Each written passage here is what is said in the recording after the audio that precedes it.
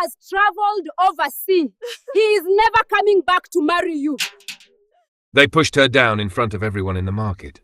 Stupid woman. Adams is married to a white woman in London. He has forgotten you even exist. He will never come back to marry you. He is gone. Gone forever. Village girl. They poured dirty water at her in the village square, called her a mad woman, a nobody. She cleaned her face and said nothing, like a pig in a sty. Serves you right for being foolish. Stay with me. This story will shock you. Let me tell you how it all began. Before we begin, make sure you subscribe to this channel, African Tales and Chapter, for more beautiful stories. Enjoy the story. Let me take you back 10 years before that Sunday morning, before the humiliation, before Adams left for the city with promises that never came, before the village stood with their mouths wide open like they had forgotten how to close them. Let me take you back to where it all began. Mina woke up every morning before sunrise. Not because she wanted to, but because if she didn't fetch water before the other women arrived at the stream, they would pour it out on the ground just to watch her fetch it again. That was the kind of village it was.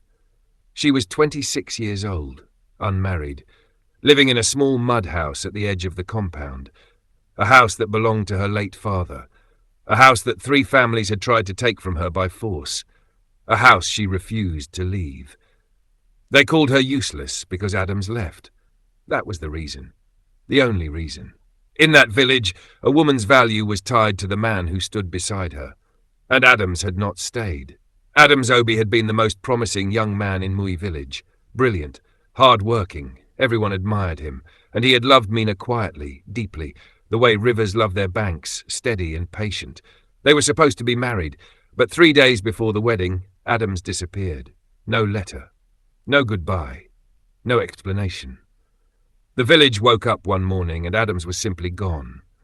And the story that spread, the story Mama Kay and her group told at every market, every church meeting, every gathering, was that Adams had come to his senses, that he had realized Mina was beneath him, that he had run away. Even Adams knew she was nothing, Mama Kay would say, adjusting her head tie with satisfaction. And Adams was a wise man. For 10 years, Mina heard this. For 10 years, she sold tomatoes at the market, 200 naira profit on a good day. She repaired clothes for people who paid her late. She carried water. She planted yam. She survived, and she said nothing. The other women whispered that she was still waiting for Adams. They laughed about it. She's still waiting, they would say. 10 years, and she's still waiting for a man who ran away from her. They did not understand. Mina was not waiting the way a fool waits. She was waiting the way someone waits when they know something nobody else knows. On the worst days, when Mama Kemi's daughter poured spoiled water on her wrapper, when the landlord increased her rent without warning, when the church women shifted to another bench, Mina would go home, sit on her wooden stool, and open the small tin box under her bed. Inside that box were 5 letters written in Adam's handwriting. The last one arrived just 3 months ago. She touched it gently, the way you hold something precious. Then she whispered the same thing she always whispered. Soon. Very soon. Mama Kem was not just a cruel woman. She was an organized cruel woman. There is a difference. A random cruel person hurts you when the mood strikes. But Mama Kem had a system, a routine. Like cruelty was her business and she managed it well. On Monday mornings, she would stand near the market entrance. When Mina arrived with her tomatoes, Mama Kay would announce loudly for everyone to hear, "The abandoned woman is here. Make way for the woman Adams ran away from." The market women would laugh, some uncomfortably, most without shame. Wednesday evenings were for the church women's meeting. Mina attended every week, and every week Mama Kem made sure Mina sat alone. One whisper here, one glance there, and the bench beside Mina would remain empty. Sundays were the worst. After service, the women gathered under the big mango tree to talk, to share food, to belong to each other. Mina would stand at the edge of that circle, never fully inside, never fully outside, holding her small plate, eating alone, while the laughter of belonging drifted past her like smoke she could not catch. Why did Mina stay? That was what nobody could understand. She had a distant uncle in Enugu. She could have left and started fresh somewhere new, where nobody knew her name. Nobody knew the story of Adams, but she stayed, and when people asked, When they bothered to ask, she would give the smallest smile and say, "This is my father's house. I am not the one who should leave." It sounded like stubbornness, like pride, like foolishness, but it was none of those things. Mama Kimmy had 2 sons and one secret. Her elder son, Chidi, had wanted to marry Mina years ago, before Adams, before everything. Mina had refused him kindly but clearly. Some people say that was where the hatred began, that it was never really about Adams, that Adams was just the excuse Mama Kay needed to make Mina suffer for that rejection. But there was something else. Sometimes, not always, but sometimes, Mina would catch Mama Kay looking at her, not with hatred, not with the usual contempt, but with something that lay beneath it all, like a stone under shallow water. Fear. It was quick, just a flash, like a woman who had spoken too much and was trying to swallow her words. But Mina saw it. She had seen it many times over the past 10 years. Why would Mama Kay fear someone she called useless? Mina never said anything about it. She stored it quietly in the same place she stored everything. In the same place she kept her 5 letters. In the same place she kept her patience. Then one Tuesday morning, a black car drove slowly into Moose. It stopped first in front of Mama Kamai's compound. Then it reversed and someone asked for Mina. The man who stepped out of the black car was clearly not from Meuse. Everything about him showed it. His shoes were too clean for village roads. His shirt had no sweat stains despite the afternoon heat. He carried a slim brown envelope under his arm as if it held something important, as if it held something that could change everything. He looked around the compound slowly, taking it all in. Then he asked a young boy drawing water from the well, "Where is Mina's house?" The boy pointed. By the time the stranger reached Mina's door, half the village was already watching. Market women had left their stalls. Children had stopped their games. Mama Kem stood at her window, very still. Her eyes narrowed like someone trying to read a letter from far away. Mina opened the door before he knocked. She was calm. That was what confused everyone watching. No surprise on her face, no panic, just a quiet, steady calm, like a woman who had been expecting a visitor and was simply glad he had finally arrived. "You are from Adams," she said. It was not a question. The stranger smiled. "He said you would know immediately." They went inside. Outside, the village nearly lost its mind. Did she say Adams? Which Adams? Our Adams? But Adams left. Adams is gone. Mama Kem stepped away from her window. She walked quickly to her neighbour's house. Her neighbour Nosy had been one of the 3 women who sat closest to her at church. They spoke in low voices. Their hands moved too quickly. Their eyes kept drifting back to Mina's door. Inside, the stranger's name was Felix. He worked for a firm in Lagos. He did not say what kind of firm. He sat across from Mina and placed the brown envelope on the table between them without opening it. "He wants you to know he is well," Felix said. "I know he is well," Mina replied. "He told me in his last letter." Felix paused, then nodded slowly. "He said you would say that too. He told her 3 things, just 3. He did not explain everything. Adams had instructed him not to, but those 3 things were enough for Mina to close her eyes and breathe out slowly. The way you breathe when something heavy you have carried for years is finally about to be set down. Felix stood to leave after 30 minutes. At the door, he turned back once. "There is one more thing," he said. "I was not supposed to stop at another house first, but I made a wrong turn." He looked at her carefully. "I stopped in front of Mama Kemi's compound by mistake, just for a moment." Mina said nothing. She recognized the car, Felix said quietly. Then he walked back to his black car and drove away. The village could not sleep that night. By evening, everyone had their own version of the story. By midnight, those versions had multiplied into something unrecognizable. Some said Adams was coming back rich. Some said he was returning with a foreign wife. Some said he was coming back for revenge. Nobody knew the truth. But 3 people were not sleeping for a different reason. Mama Kem, her son Chidi, and Papa Roland, the oldest elder in Meuse. The same man who had stood in the village square 10 years ago and declared that Adams had run away in shame. These 3 had not spoken to each other publicly in years. They were careful about that. But that Tuesday night, all 3 were seen entering Papa Roland's house through the back entrance, one after the other. Like people trying not to be noticed, they were noticed. Mina was told by morning. She was not surprised. What surprised the village was what happened at the market that Wednesday. Mina set up her tomato stall as usual. Mama Kem arrived as usual, positioned herself at the entrance as usual, opened her mouth to begin her Monday routine, one day late but still ready to speak. The abandoned woman, Mama K. Mina's voice was quiet, but it carried across the market. The market went still. I have been patient with you for 10 years, Mina said. She did not shout. She did not tremble. She simply stood behind her tomatoes and looked at Mama Kimmy, the way you look at something you have finally decided to stop fearing. 10 years. But I think we are near the end now, so I want you to rest. Save your energy. You will need it soon. Then she sat down and arranged her tomatoes.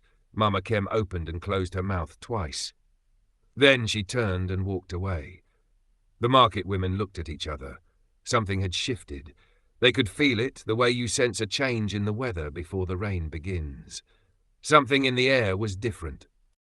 That afternoon, Mina went home and opened her tin box. She removed all 5 letters and read them carefully in order. From the first one, short and painful, written like a man still in shock, to the last one 3 months ago, confident, clear, and full of purpose. The first letter explained why he left. Someone had gone to Adams 3 days before the wedding. They showed him a document and warned him that if he married Mina, something terrible would happen to her. A threat disguised as a warning. Adams was young. He was afraid. He believed them. He ran. But he never stopped loving her, and he never stopped investigating. 10 years of building, of gathering proof, of waiting for the right moment. A message came on Friday evening. Adams would arrive on Sunday morning in Umois, in front of everyone. Mama Kemi's hands trembled when she heard. Papa Roland did not step out of his house at all. Let me tell you what really happened 10 years ago. The truth that only 4 people knew until now. Adams Obeek came from a family that owned land, not just a little land, but 12 plots at the edge of Umozi, land that his father had properly registered with government documents before he died. When the old man was alive, the land was worth almost nothing. But by the time Adams turned 24, a construction company from Abuja had begun buying land in that area. Suddenly, those 12 plots were worth millions. Papa Roland knew this before Adams did. Papa Roland had a cousin in the land's registry office in the city. His cousin told him quietly. Papa Roland then told Mama Kem, and Mama Kem told her son Chidi, the same Chidi that Mina had refused to marry. Together, the 3 of them formed a plan. They forged a document, a land agreement backdated 5 years, claiming that Adams's father had sold 8 of the 12 plots to Papa Roland before he died.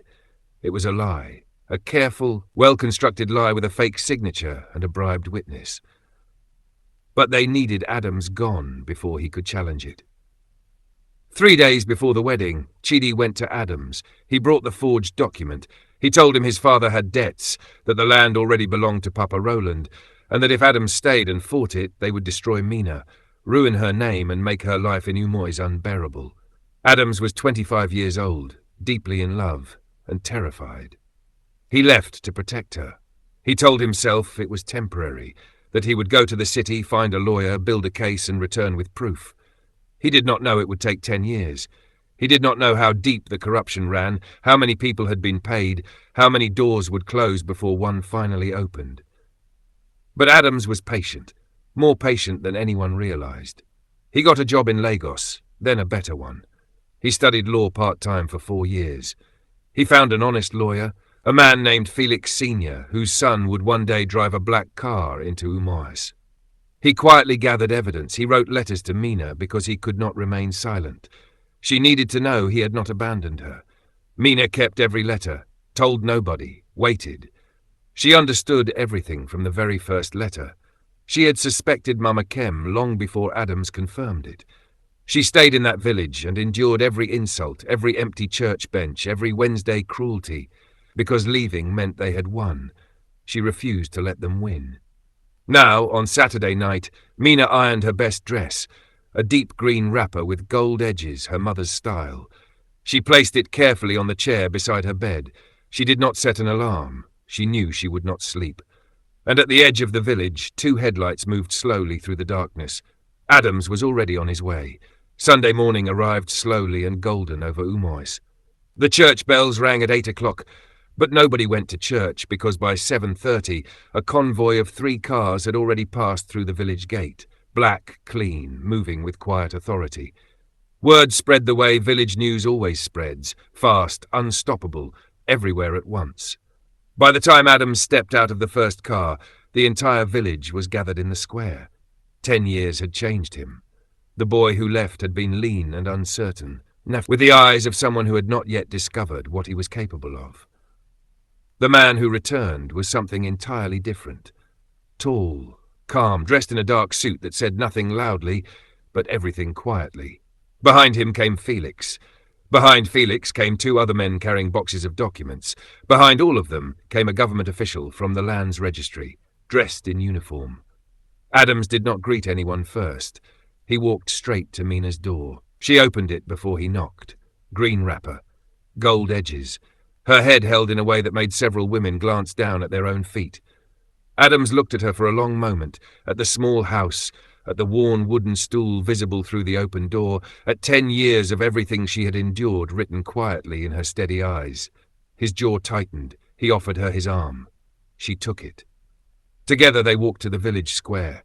Papa Roland was there. Mama Kem was there. Chidi stood slightly behind his mother, like a man trying to hide behind her body.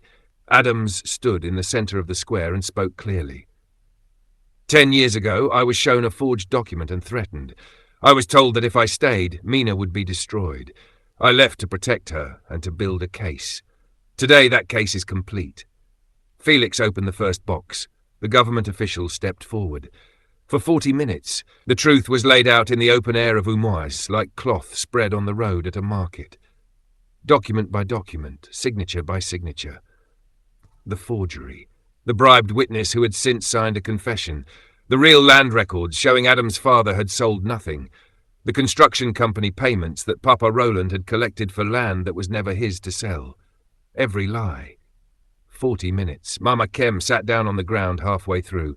Nobody helped her up. Chidi tried to speak once. Adams looked at him.